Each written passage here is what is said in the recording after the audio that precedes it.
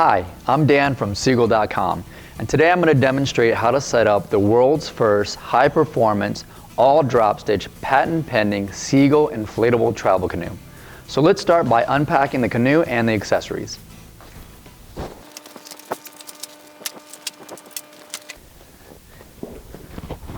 Now there are 3 air valves located at the rear of the canoe. You have 1 for each side chamber and 1 for the floor. Remove the cap, push and turn the center valve stem a quarter turn to the left until it springs into the upward position. Be sure to never use pliers or tools, as this may damage the valve, and repeat these steps for the remaining 2 valves. Now while we're back here, I'd like to point out the 4 open and closed floor drains. They're great when you're on land and would like to drain water off, but you don't want to necessarily flip your canoe over, say if you're fully loaded with camping gear. To open the floor drains, just unscrew the cap and tuck them underneath the floor. This will stop the cap from flipping closed. When you don't want to use them, simply replace the cap. Be sure to securely tighten all caps before entering the water. Included with the travel canoe is a high-pressure, high-volume piston pump, and setting it up is quite easy. On the top of the pump handle, you'll find the word that reads inflate. There's also an arrow that points to the inflation port. Locate your inline pressure gauge and attach it here. Then take your hose and attach it to your inline pressure gauge. Now you're ready to begin inflation. On the other end of the hose is a pre-attached recessed valve adapter. Insert this into one of the valves and twist it to the right until it's fully seated. There's no particular order of inflating the chambers of the travel canoe. Just be sure to inflate all chambers to the proper working pressure of 10 psi. Now when inflating your Seagull, always remember to use a Seagull recommended pump and never ever an air compressor, which can damage or possibly overinflate your Seagull. Seagull.com has a line of electric pumps to make inflation even easier. With them, you can just set the dial to the desired PSI setting, in this case 10 PSI, press the on button, and forget it. Our pumps will automatically shut off when your desired PSI setting has been reached.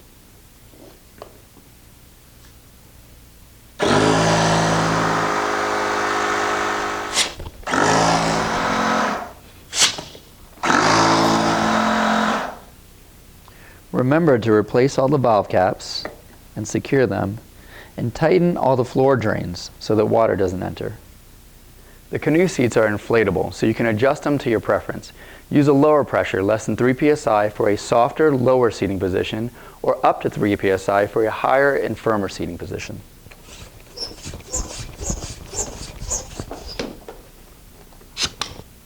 Each canoe seat comes with 2 adjustable straps.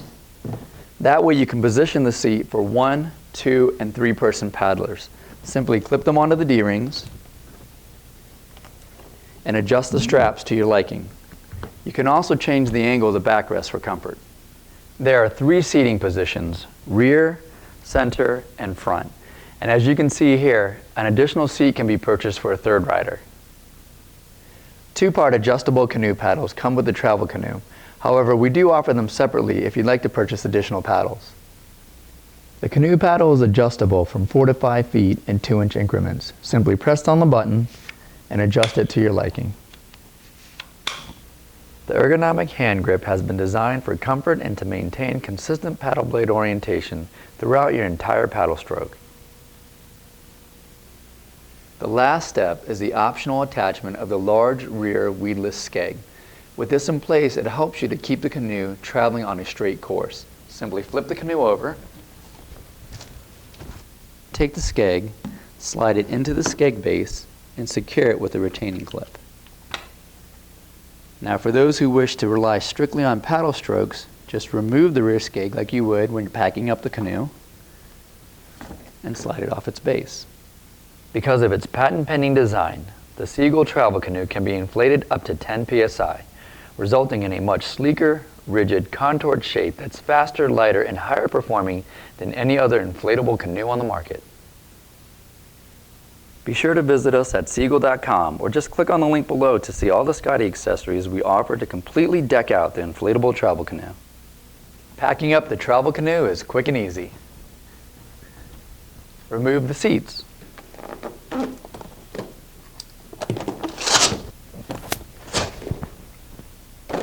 The next step is deflation, but before you do this, make sure that your face is not directly over any of the valves.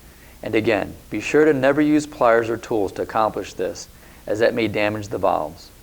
Now remove the air valve caps. Push down on the center valve stem and quarter turn it to the right until the stem locks into the down or open position. This will allow the air to escape.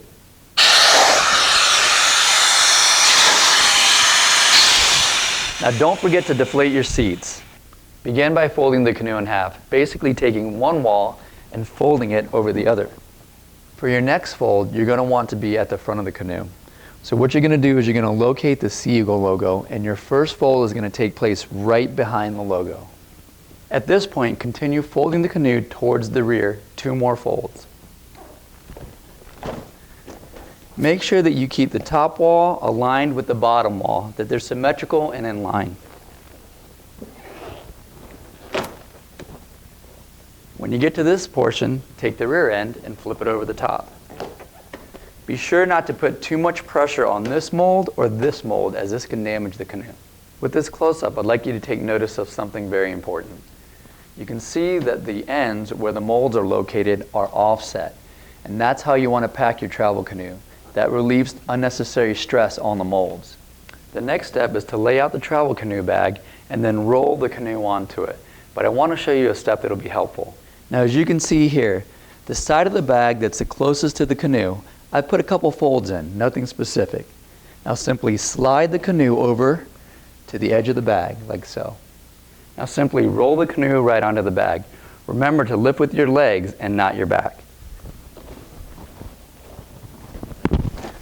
As you can see, we've already deflated the seats, and those, the paddle and the pump, they'll all fit in the bag.